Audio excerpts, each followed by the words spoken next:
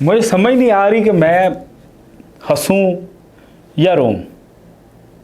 जो आज पाकिस्तान क्रिकेट के साथ हुआ है ना, बड़े लोग इस वक्त ये कह रहे हैं कि बहुत बड़ा अपसेट हो गया, लेकिन यकीन माने अगर पाकिस्तान मैच जीत जाता ना यूएसए के साथ तो फिर मैं इसको अपसेट कहता, क्योंकि यूएसए ने जिस तरह से पाकिस्तान को ठोका है, जिस तरह से वो गेम को रीड कर रहे थे, जिस तरह से वो गेम को प्लान करके आए थे, जिस तरह से उन्होंने आज प्लेइंग 11 के अंदर चेंज किया था, वो अगर आप बिगर पिक्चर के ऊपर एनालाइज कर लेना तो आपको पता चलेगा कि पाकिस्तान क्रिकेट के ऊपर अब इन्ना लिल्लाहि व इन्ना इलैहि राजिऊन पढ़ने का वक्त आ चुका है। 2022 में पाकिस्तान जिम्बाब्वे से हारा, हमने कहा कि अपसेट हो गया। 2023 में अफगानिस्तान ने कैलकुलेट करके पाकिस्तान को शिकस्त दी, लेकिन हमने कहा कि ठीक है, पाकिस्तान को एक डिसएडवांटेज था, पाकिस्तान स्पिनर्स के खिलाफ ज्यादा अच्छा नहीं खेलता और अफगानिस्तान के पास स्पिनर्स बड़े वर्ल्ड क्लास थे। अफगानिस्तान ने बाद में जब ड्यू अंडर लाइट्स और अंडर ड्यू बैटिंग इजी हो गई तो उन कंडीशंस में बैटिंग की है, इसलिए अफगानिस्तान जो है उसको जीत मिल गई है। लेकिन अब जो यूएसए ने पाकिस्तान को ठोका है और जो चीजें आज वीडियो में अभी मैं आपके साथ शेयर करूंगा, उन चीजों को सुनकर आप कहेंगे कि भाईजान पाकिस्तान के कप्तान बाबर आजम को फिल फॉर इस्तीफा जो है वो दे देना चाहिए, क्योंकि पाकिस्तान पिच को, पाकिस्तान कंडीशंस को और पाकिस्तान क्रिकेट टीम आज गेम को रीड ही नहीं कर पाई। पाकिस्तान क्रिकेट टीम के साथ हमने दर्जन भर जो कोचिंग पैनल है वो तो अटैच कर दिया है, लेकिन वो कोचिंग पैनल इस वक्त कर रहा है कि $25-25 पे जो लंच है वो करवाए जा रहे हैं कि आए उस्मान खान के साथ तस्वीरें खिंचवाएं, आए शाहीन शाह अफरीदी को अपने जनाब जो बाजू हैं उनके नीचे दबाएं और हमें $25 दें, क्योंकि हमारे पास पैसे नहीं है। ये हाल हो चुका है हमारी क्रिकेट का।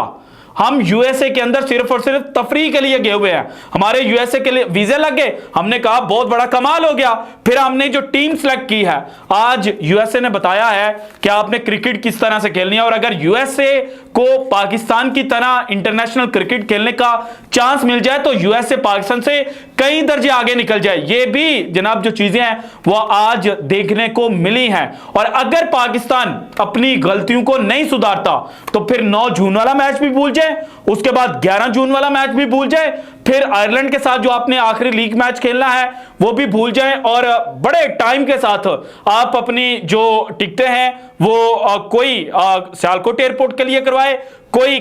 जनाब इलामा इकबाल एयरपोर्ट लाहौर के लिए करवा ले और कोई जनाब वहां से डायरेक्ट अपनी फैमिली को साथ जो छुट्टियां हैं वो एंजॉय करने के लिए चले जाएं, क्योंकि पाकिस्तान ने अब जो टेस्ट सीरीज है वो तो अगस्त के अंदर जाकर खेलनी है इस वर्ल्ड कप के बाद। और वर्ल्ड कप में पाकिस्तान जनाब पहले हफ्ते ही बाहर होने की डगर के ऊपर चल पड़ा है। दिल खून के आंसू रो रहा है जो कुछ आज देखा है, और आप शायद क्रिकेट देख रहे थे, हम एनालाइज कर रहे थे, हम चीजों को पिन पॉइंट करने की कोशिश कर रहे थे कि आखिर पाकिस्तान से गलतियां क्या हुई हैं। सबसे पहले जो पाकिस्तान ने प्लेइंग 11 चूज की, इस प्लेइंग 11 के अंदर जब इनिशियली मैंने वीडियो शेयर की तो अब्बास अफरीदी थे।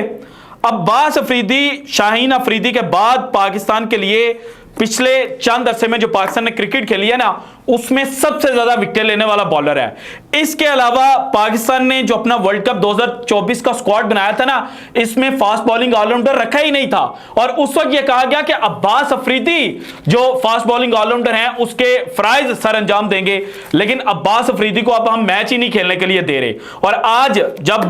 पाकिस्तान के कप्तान बाबर आजम आउट हुए ना और उस वक्त पूरे 4 ओवर बाकी थे और टोटल 25 गेंदें पाकिस्तान ने फेस करनी थी, तो शाहीन शाह अफरीदी बैटिंग के लिए आ गए और शाहीन शाह अफरीदी आप शुक्र का कलमा पढ़ें कि उन्होंने आज उस तरह से रैश शॉटें नहीं खेली, वरना शाहीन शाह अफरीदी भी आते, बल्ला घुमाते, लगी तो लगी, नहीं तो डंडिया तो उड़ेगी और अगर डंडिया नहीं उड़ती बल्ले के साथ कनेक्ट हो गई है, अच्छा कनेक्ट नहीं हुआ तो बाउंड्री के ऊपर कैच हो जाएगा, फिर पाकिस्तान 7 विकेट डाउन हो जाता, नीचे आते हारिस रऊफ, वो क्या कर रहे थे, उन्होंने मारने की कोशिश करनी थी, लग गई तो लग गई, नहीं लगी तो वो भी जाएंगे क्योंकि उनका मेन काम बैटिंग तो नहीं है। सो आज पाकिस्तान की बैटिंग बुरी तरह से एक्सपोज हुई है। अब रीजन दी जाएगी कि इमाद वसीम इंजर्ड थे। भजन एक इमाद वसीम के इंजर्ड होने से आपको ये सब कुछ फेस करना पड़ रहा है, तो आपको आज इमाद वसीम की जो एबिलिटीज है उनका पता चला है। जब 2021 के वर्ल्ड कप के बाद आप इमाद वसीम को खिला नहीं थे रहे, तो तब आपको नहीं था पता कि इमाद वसीम का कैलिबर क्या है। आज हर बंदे को नजर आएगा कि इमाद वसीम नहीं था इसलिए पाकिस्तान आ रहा है, और टीम मैनेजमेंट इमाद वसीम के ऊपर डाल देगा कि इमाद वसीम को इंजरी हो गई। टीम मैनेजमेंट की अपनी गलतियां। अच्छा सुने,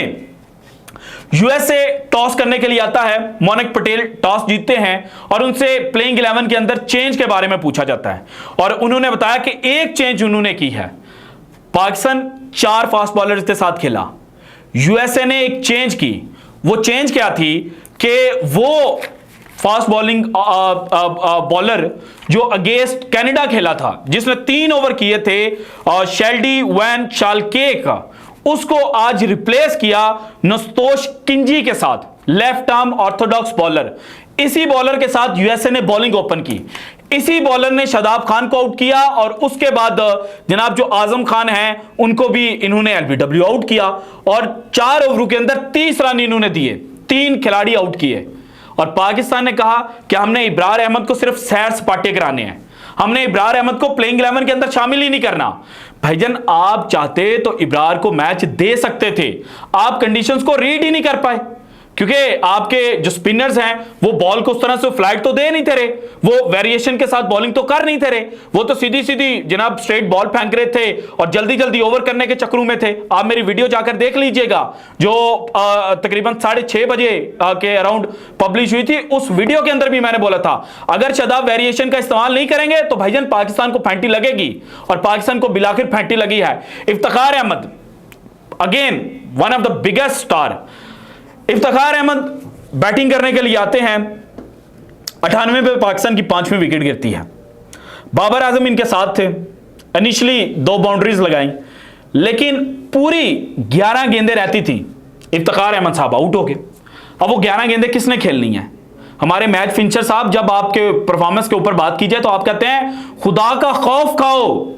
प्री वर्ल्ड कप डिपार्चर जब हुआ था आयरलैंड और इंग्लैंड सीरीज के लिए, क्योंकि वहीं से फिर पाकिस्तान डायरेक्ट वर्ल्ड कप के लिए चला गया, तो मीडिया इंटरेक्शन में आपने क्या कहा था? खुदा का खौफ करें कि मैंने एक मैच में 23 किया, एक मैच में मुझे बैटिंग करने का मौका नहीं मिला, एक मैच में मैंने 2 नॉट आउट किया, एक मैच के अंदर 6 किया, और 6 जिस मैच के अंदर मैंने किया उस वजह से कहा जा रहा है कि इफ्तिखार अहमद तो परफॉर्म ही नहीं कर पा रहा। इसके अलावा जब आप सेकंड स्लिप के ऊपर खड़े थे, आपके करीब से गेंद गुजर रही है, आपको पता ही नहीं चला कि मैंने जनाब जो बॉल है उसको कैच भी करना है, हालांकि वो अच्छी खासी कैचेबल हाइट के ऊपर थी। ये तो आपकी हालत है। बॉलिंग करने के लिए आए, 1 ओवर के अंदर 10 रन दे दिया, ना बॉलिंग में कामयाब है, ना आप बैटिंग कर पा रहे हैं, ना आपसे फील्डिंग हो रही है, तो आप आपसे करवाएं क्या? फिर आजम खान को कॉन्फिडेंस देना है, ठीक है, आजम खान को कॉन्फिडेंस देना चाहिए, लेकिन अगेन अंडा आजम खान के नाम के साथ जुड़ गया। अब अंडा जब आजम खान के नाम के साथ जुड़ा है और पाकिस्तान के अंदर सबसे तगड़ा हार्ड हिटर आजम खान को कहा जाता है, तो फिर सुपर ओवर के अंदर उसको भेज दे, उसको कहते हैं ठीक है जनाब अब तो आपके लिए मरो या मारो वाला मुकाम है, जाएं, अगर तो आप मार गए तो आपका कॉन्फिडेंस बहाल हो जाएगा। इससे अच्छा मौका तो था ही नहीं। हो सकता है आजम खान जिस तरह का खिलाड़ी है वो जो सुपर ओवर है उसके दौरान मार देता, स्लो बॉलें मिल रही थी, लेकिन हमने कहा कि हम चचा इफ्तिखार को बेचेंगे। उनके एरन जोन्स आए, उन्होंने पॉइंट के ऊपर से जो एक्स्ट्रा कवर है सॉरी वहां पर चौके लगाए, पहला चौका उधर ही लगा ना, और उसके बाद उन्होंने उस साइड पे दुक्के लिए, लेकिन हमारे चचा इफ्तिखार उस साइड पे जा रहे हैं और लेग पे उठाने की कोशिश कर रहे हैं। ये हमारी गेम है कि हम ऑफ साइड पे खेल ही नहीं पा रहे, हमें बॉल मिले दक्खन को हम मारेंगे पहाड़ को। इसके बाद क्या बचता है यार? कंडीशंस को अगर आप रीड नहीं करेंगे ना इंडिया वाले मैच से पहले और बेहतर परफॉर्मेंस नहीं देंगे, बेहतर प्लानिंग नहीं करेंगे, तो फिर आप ठुकेंगे और फिर रुके दर्द इतना है कि आप कहेंगे कि यार इसको आज हो क्या गया है। पाकिस्तान विकेट हासिल करता है जनाब स्टीवन टेलर की 36 रन के ऊपर, 5.1 गेंद थी, नसीम शाह ने आउट किया। मोनक पटेल के साथ ज्वाइन करते हैं जनाब एंड्रियस गोस। एंड्रियस गोस जब बैटिंग करने आए तो पाकिस्तान ने क्या किया, हमारे कप्तान जिन्होंने टीम को ग्राउंड के अंदर लड़ाना था, उन भाईजान ने किया क्या कि उन्होंने हारिस रऊफ को लगा दिया। ओवर हारिस रऊफ का ही बनता था क्योंकि 7वां ओवर पावर प्ले के बाद हारिस रऊफ नहीं करना था। उसके बाद शादाब को ट्राई किया, उसके बाद इफ्तिखार को ट्राई किया, और फिर 11वें ओवर के अंदर हम जाके नसीम शाह को लेकर, उसके बाद हम जनाब अगेन एक और बॉलर ने ओवर किया, फिर हारिस रऊफ जो हैं वो करने के लिए आए 14वां ओवर। एंड्रियस गोस के जब स्टैट्स शो किए जा रहे थे ना, अब ये डाटा एनालिस्ट का काम है जिसने टीम को बताना था कि आपने करना क्या। एंड्रियस गोस सबसे ज़्यादा मारते हैं राइट हैंड फास्ट बॉलर्स को, सबसे ज़्यादा उनका राइट हैंड फास्ट बॉलर्स के खिलाफ स्ट्राइक रेट है, और सबसे कम स्ट्राइक रेट उनका लेफ्ट आर्म फास्ट बॉलर्स के खिलाफ था। लेकिन हमने तो ऑर्थोडॉक्स सोच जो है उसको अपनाना ही नहीं है, अनऑर्थोडॉक्स सॉरी। हमने तो सीधी सीधी क्रिकेट खेलनी है, रटी रटाई के फलाना ओवर करेगा, फलाना ओवर करेगा, फलाना ये करेगा, फलाना वो करेगा, इसके अलावा हमारे पास कोई प्लान नहीं है। हमने सोचना ही नहीं है, हमने जो एक दायरा सेट किया ना उससे बाहर निकलना ही नहीं है। तो भाईजान जब दायरा सेट करेंगे और उससे बाहर नहीं निकलेंगे, इसी तरह की कप्तानी होगी। 2022 में जिम्बाब्वे से हारे, 2023 में अफगानिस्तान से हारे, 2024 में जो जनाब यूएसए है उसने आपको ठोक कर रख दिया है, और फिर 9 जून को इसी सोच के साथ अगर आप खेले तो इंडिया आपको ठोकेगा। लेकिन मुझे उम्मीद है कि जिस तरह से हमें कहा जाता है ना कि आप बाबर को क्यों इतना क्रिटिसाइज कर रहे हैं, आप इतना आगे ना जाएं, तो हमारी ये वीडियो देखकर अगेन बताया जाएगा कि आपका डाटा एनालिस्ट जो है वो काम नहीं कर पा रहा। सो मे बी पाकिस्तान टीम जो है वो बेहतर प्लानिंग के साथ 9 जून को उतरे, क्योंकि अगर 9 जून को पाकिस्तान नहीं जीता तो देन पाकिस्तान का वर्ल्ड कप 2024 समझे बढ़ चुका है, कू खाते के अंदर चला गया। So this is it from today's episode. अगर आपको वीडियो पसंद है तो लाइक कीजिएगा, ज्यादा से ज्यादा शेयर कीजिएगा, अपनी कीमती राय का इज़हार लाजमी कीजिएगा, और अगर आपने अभी तक चैनल को सब्सक्राइब नहीं किया तो कर दें। शुक्रिया, अल्लाह हाफिज।